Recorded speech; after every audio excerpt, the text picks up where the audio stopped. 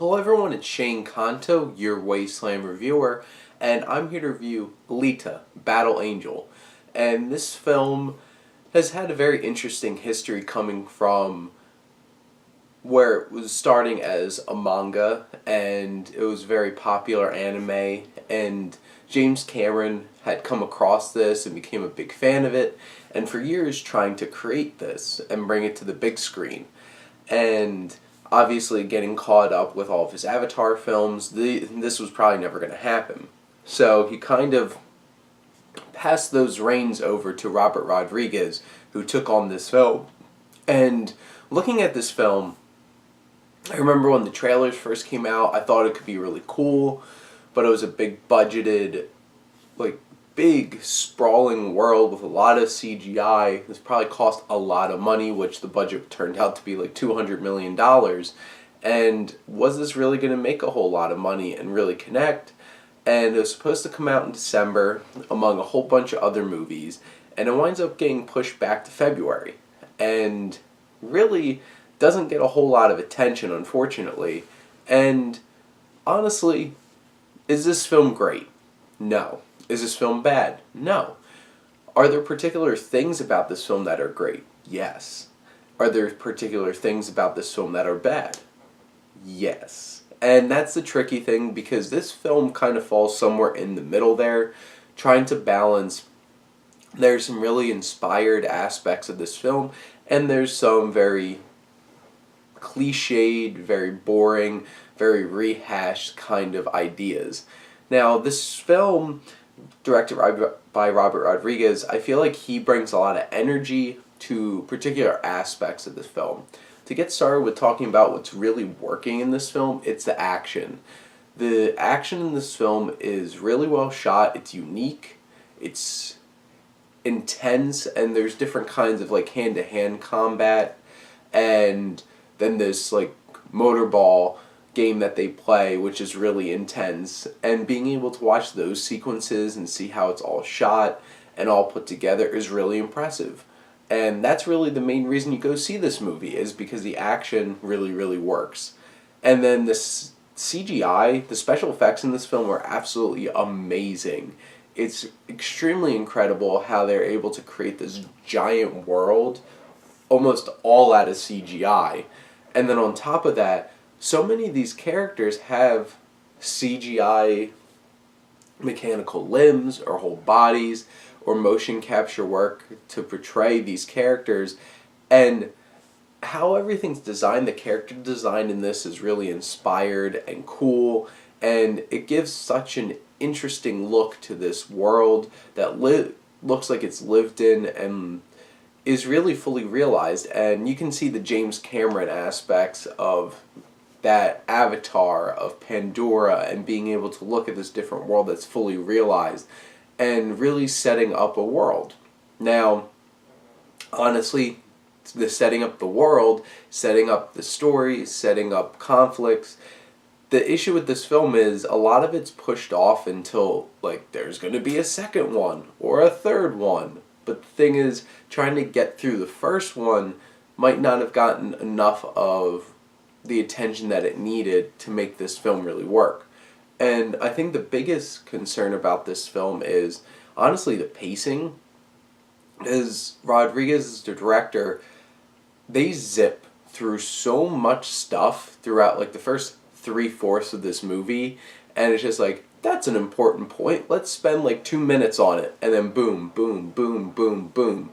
This film could have been spread out, given itself enough to breathe, and honestly, if they're going to make sequels anyway, it seems like they cram so many stories into one film. It's like they could have just like played this out and started off slower and allowed things to progress instead of trying to rush through so many big points. And the rushing causes issues in terms of payoff for different plot points and causes issues for the relationships between characters, because the romance in this film kind of just feels, it's like, I'm going to fall in love with the first guy that I see. And it's just like, and that's what happens. And that really doesn't work. And there's so many different kinds of subplots and storylines and none of them are really super original, and it's just all thrown into one movie, and trying to balance all of them doesn't feel like it works most of the time. And the big issue with, if you're thinking about like the characters and how many characters in this film, so many of them are really flat and one-dimensional. You have Alita, and then you have the Doctor Ido that brings her back to life. And basically everybody else is kind of flat. They have like one driving thing and that's it. And it's just strange. There's just so many people packed in this film and so many talented actors. Everybody does a good job with what their performances are. There's no bad performances in this.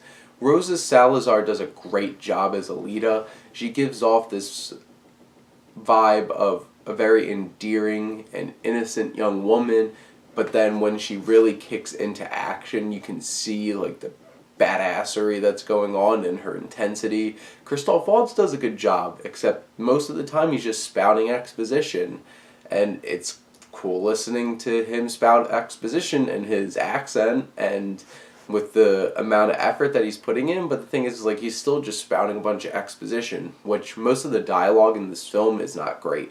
It's a lot of exposition, it's a lot of corny dialogue that's just like, okay.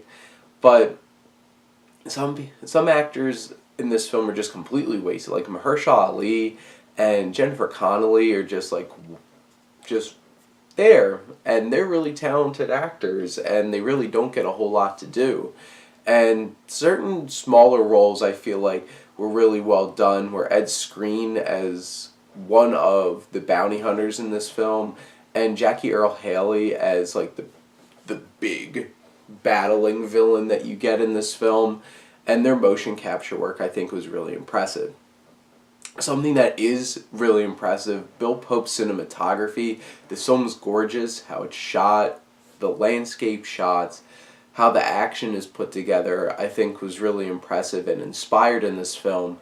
And the score by Tom Hulkenberg, aka Junkie XL, is one of my favorite composers, and composed Mad Max Fury Road. And this film really brings some emotionally resonant pieces when there's some quieter moments that's actually, some of them are really, really beautiful. And then there's parts where like the motorball's going on and it's just this modern like little bit of like dance dubstep electronica kind of music mixed into like a thumping score, and it really, really works and stands out and intensifies the scenes. So overall, a lot of the technical aspects and the action and the thrills are really what brings you in and keeps you in for this film for 2 hours.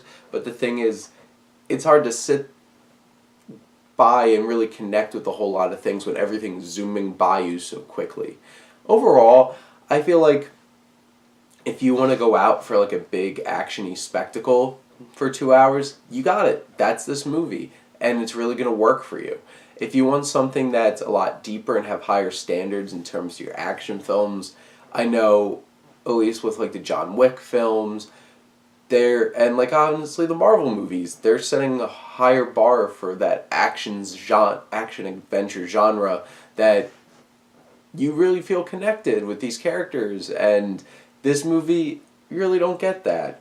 But you know, there's sequels coming if this makes money and they're willing to make sequels to it. But those are my thoughts. This isn't for everybody. It's pretty middle of the road, but comment, let me know what you think. And thank you as always for supporting your Wasteland reviewer.